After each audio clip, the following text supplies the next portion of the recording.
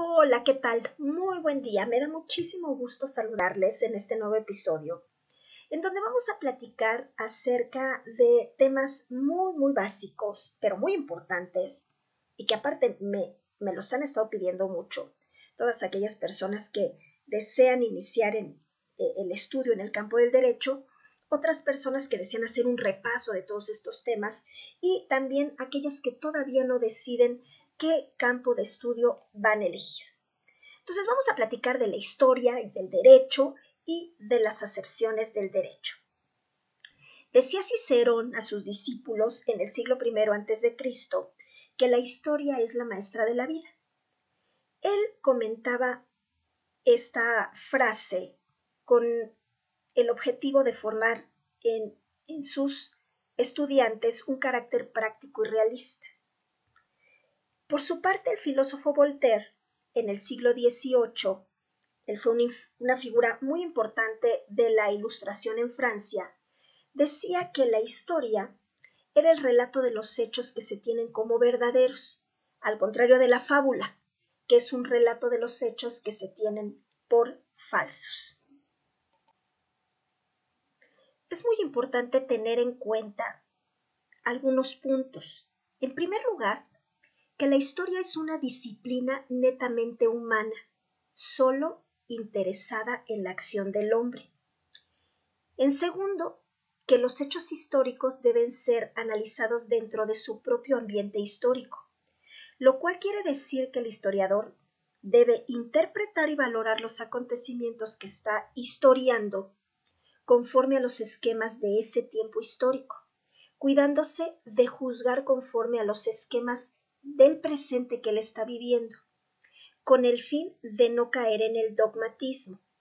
Y tercero, los hechos históricos no deben interpretarse en sentido regional o nacional, sino universal.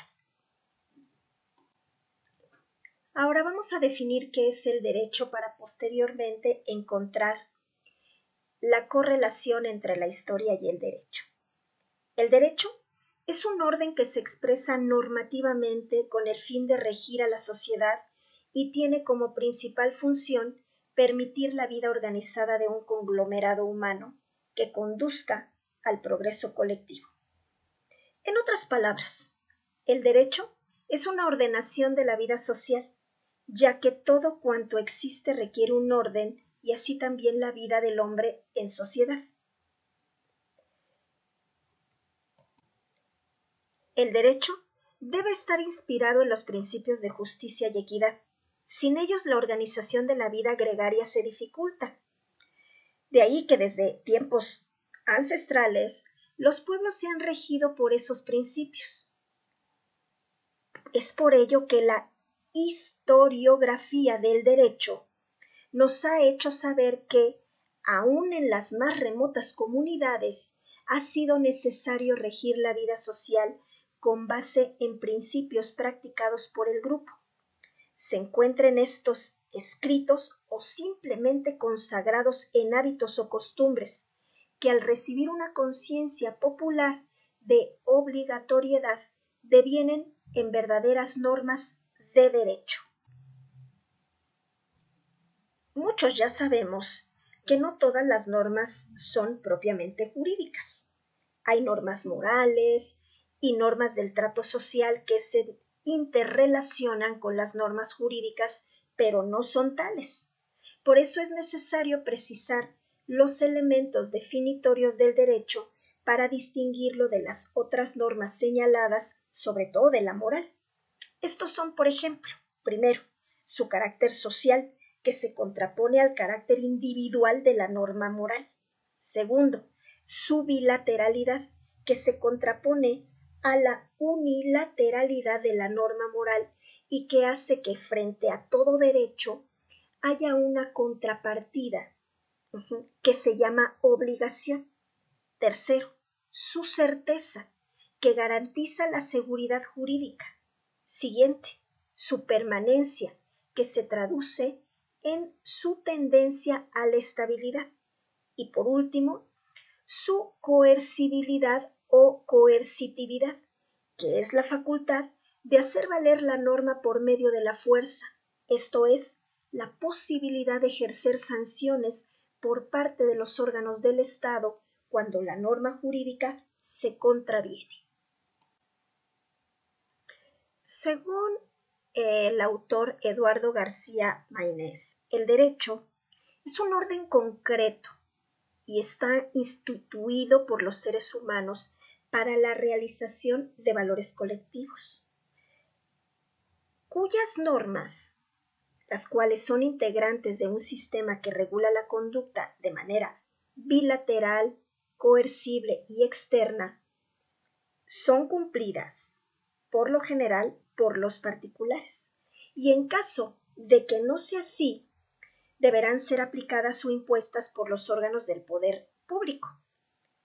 Con esto, el autor García Maynés ofrece una clara visión de esta definición de el derecho. Tenemos otra definición de la palabra derecho de la autora Livia Reyes en su obra Introducción al Estudio del Derecho, que nos dice que esta acepción proviene del latín directum, que significa dirigir, encaminar, y el concepto va enfocado a educar al hombre en su hábitat y ámbito social y a estudiar su conducta. Fue por ello que se crearon normas de castigo o de sanción que van a garantizar una convivencia correcta entre los individuos. Señala también que el derecho, desde el punto de vista doctrinario, es el conjunto de normas jurídicas que regulan la conducta de los hombres dentro de una sociedad.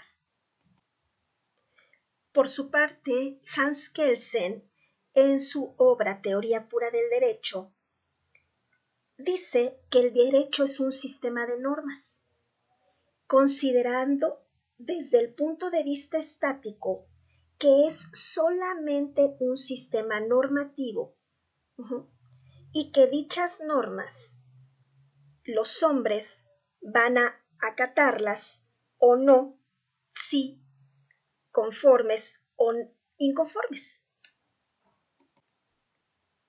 Los actos por los cuales estas normas son creadas y aquellos con los cuales se relacionan solo tienen importancia para el derecho así concebido en la medida en que son determinados por normas jurídicas. Desde ese punto de vista, tiene cada una de ellas el carácter de actos jurídicos, pero no forman parte del sistema de normas jurídicas. También Hans Kelsen hace una consideración que enuncia de esta manera. Si consideramos al derecho desde el punto de vista dinámico, o sea, la manera en que es creado y aplicado, debemos poner el acento sobre la conducta humana a la cual se refieren las normas jurídicas. Estas normas son creadas y aplicadas por los hombres y los actos que se cumplen a este efecto son regulados por las normas jurídicas. El derecho tiene la particularidad de que regula su propia creación y aplicación. Tamayo, en su libro El derecho y la ciencia del derecho, dice que si cuando usamos la expresión derecho de alguna manera aludimos a un constreñimiento artificial de la conducta, entonces resulta que el derecho es en gran medida una cuestión de hechos sociales.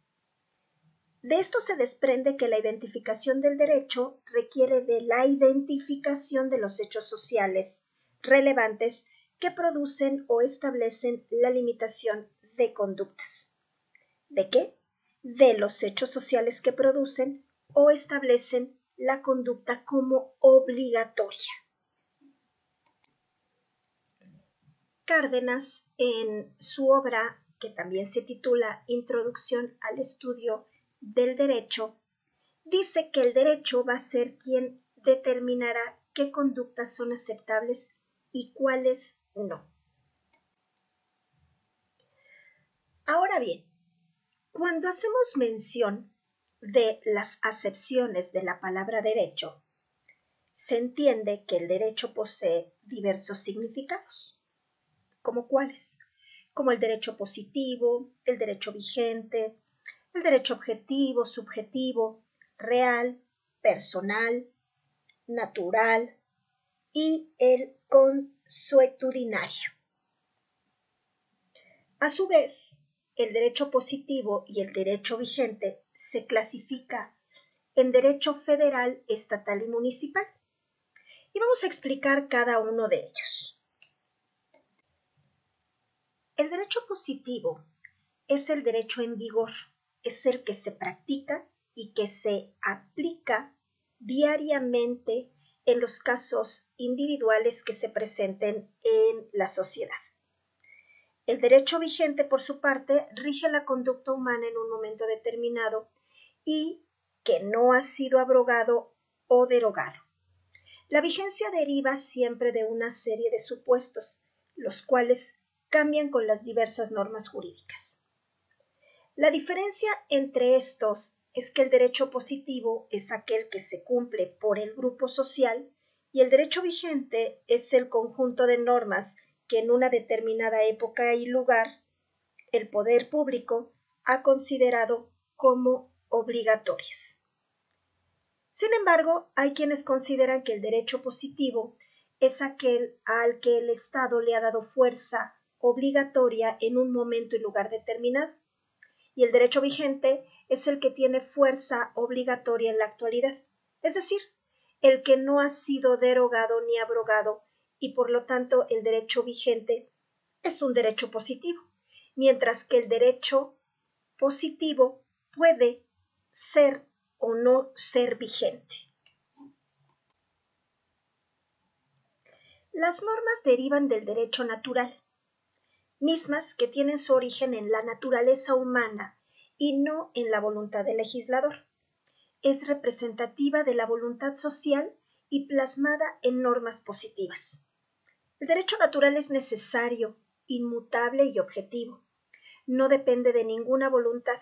Se impone a los hombres por su naturaleza propia y perdura en el tiempo. Las leyes naturales son del derecho natural. Teóricamente, es el conjunto de las normas que los hombres deducen de la intimidad, de su propia conciencia y que estiman como expresión de la justicia en un momento histórico determinado. Aristóteles destacó al derecho natural como la facultad o sentimiento de lo justo y lo injusto, repuntándolo como una característica esencial y específica del ser humano que lo distinguía de las otras especies naturales. La distinción del derecho con el derecho natural es que el primero, o sea, el derecho, es creado de acuerdo con el comportamiento del hombre y sancionado por el Estado. Y el segundo, o sea, el derecho natural, es el derecho que el hombre crea de acuerdo con su conciencia interna, ya que el ser humano es sociable por naturaleza. Este tipo de derecho es más apegado a las normas internas del hombre, es lo que puede o no puede hacer conforme a su pensamiento filosófico y moral. Hablaremos ahora de la costumbre para entrar en materia. La costumbre es la regulación de la conducta surgida espontáneamente de un grupo social y de observancia voluntaria para quienes lo constituyen, sin que ante su infracción quepa la posibilidad de la imposición forzada por la autoridad, salvo que se encuentre incorporada al sistema jurídico nacional. En otras palabras, la costumbre es una práctica implantada en una sociedad y considerada por ésta como obligatoria. Es el derecho nacido como consuetudinario. De igual manera, la costumbre puede presentar tres acepciones de acuerdo con su aplicación hacia las normas jurídicas. En primer término, con arreglo a derecho. El poder reconoce la costumbre que ésta va acorde con lo establecido en la ley. Un ejemplo sería la celebración del 1 de mayo, cuando se conmemora el Día del Trabajo. ya que el artículo 74 de la Ley Federal del Trabajo consigna que es un día de descanso obligatorio. Es una costumbre que marca la ley. Segundo, en contra del derecho. Aquí, la costumbre no tiene trascendencia jurídica, pues como lo establece la ley, contra la observancia de una norma no se puede alegar desuso, costumbre o práctica en contrario. Un ejemplo sería el hacer huelga laboral todos los mineros cuando se llevó a cabo el inicio de la huelga de Cananea. Este acontecimiento no justifica en la actualidad sea sancionado por la Ley Federal del Trabajo.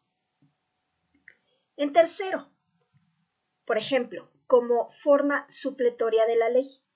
En algunas ocasiones la costumbre puede suplir a la ley, o mejor dicho, complementarla, lo cual puede ocurrir cuando exista alguna omisión o laguna en la ley, o cuando la misma remite a la costumbre. Un ejemplo sería el artículo 10 de la Ley Federal del Trabajo, que en él se consigna que el patrón es la persona físico-moral que utiliza los servicios de uno o varios trabajadores. Si el trabajador, conforme a lo pactado o a la costumbre, utiliza los servicios de otros trabajadores, el patrón de aquel lo será también de estos. Ahora bien, hablaremos del derecho objetivo y del derecho subjetivo. El derecho objetivo es un conjunto de normas, es decir, son las reglas que, además de imponer deberes, confieren facultades, o sea que permite o prohíbe. El derecho objetivo es el que está expresado en las leyes o las normas que emanan del poder público, mientras que el derecho subjetivo es el conjunto de facultades jurídicas que las personas deben cumplir frente a otros individuos o bien ante el Estado. Esto significa que es la facultad que la norma concede a las personas de actuar lícitamente. Un ejemplo sería, si se solicita un préstamo a una institución bancaria, tenemos derecho a que se nos entregue el dinero en la fecha acordada y el banco tiene la obligación de entregarnos el dinero bajo las condiciones que firmamos en el contrato. No es posible que exista una norma sin autorizar una conducta, pues la norma es la autorización de una conducta y no es posible que exista el derecho subjetivo si no existe la norma que lo otorga. Al hablar de derecho real y derecho personal, podemos decir, según el autor Rafael de Pina, que el derecho real es la facultad correspondiente a una persona sobre una cosa específica y sin sujeto pasivo individualmente determinado contra quien aquella pueda dirigirse. En otro punto de vista, este derecho es el poder jurídico que se ejerce directa e indirectamente sobre una cosa para aprovecharla total o parcialmente y que debe ser respetado por todos los individuos. Y el derecho personal es el que vincula a dos personas. Se deriva de una relación jurídica preexistente que las faculta para exigir el cumplimiento de una obligación. La doctrina, por ejemplo, ha considerado una clasificación de los derechos reales como derechos de goce y disposición, de propiedad y posesión, derechos de mero goce como el uso, el usufructo, la habitación y la servidumbre, y los derechos de garantía, prenda e hipoteca, por ejemplo. Vamos a hacer una diferenciación entre un derecho real y uno personal. Un derecho real es el que tiene el dueño de un carro y un derecho personal es el que tiene el arrendador del carro a exigir al arrendatario el pago de la renta por el uso y disfrute del vehículo. Y bueno, pues Por ahora nos vamos a despedir, no sin antes mencionarles la bibliografía que pueden utilizar para atender todos estos temas. Pueden acudir al libro de Historia del Derecho del maestro Bernal, también al libro de Introducción al Estudio del Derecho del maestro Cárdenas, evidentemente al libro de Introducción al Estudio del Derecho del maestro Eduardo García, también al libro de Introducción al Estudio del Derecho de Livia Reyes y por último al libro de Derecho y la Ciencia del Derecho del maestro Tamayo y Salmora. Pues que tengan un excelente día y no se olviden, suscríbanse a nuestro canal, activen la campanita para que les lleguen las notificaciones cuando subamos un nuevo podcast o un nuevo video. Denle like y compartan. Nos vemos en el próximo episodio. Hasta pronto.